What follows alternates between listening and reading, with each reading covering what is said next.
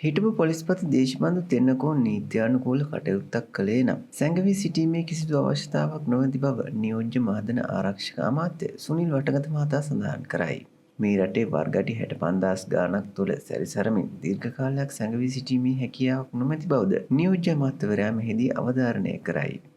පොලිස්පති ලෙස සියලුම උපක්‍රම යොදමින් ඔහු සැඟවී සිටින නිසා පොලිසියට මෙතෙක් ඔහු අත්අඩංගුවට ගත නොහැකි වූ බවද දනී. එමෙන්ම කෙසේ වෙතත් ඉතා නොබෝ දෙනකින් හිටපු පොලිස්පතිවරයා අත්අඩංගුවට ගන්නා බව මහජන ආරක්ෂක අමාත්‍ය සුනිල් වටගල මහතා ඊයේ පැවති මාධ්‍ය හමුවකදී සඳහන් කරන ලදී.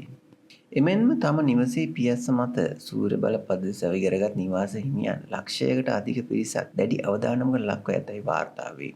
රජය විසින් හඳුන්වා දී ඇති රෙගුලාසි හේතුවෙන් මෙම අවදානම් සහගත තත්ත්වය හටගෙන ඇති බව සූර්ය විදුලි බල කර්මාන්තකරුවෝ දන්වා සිටී. වහල මත සූර්ය බල පද්ධති මගින් පමණක් 2024 වසරේදී ජාතික විදුලි බල පද්ධතියට මෙගාවොට් 500ක් ලබා දී තිබෙනවා. ඒ ජාතික ඉල්ලුමෙන් 105ක් පමණ වෙනවා.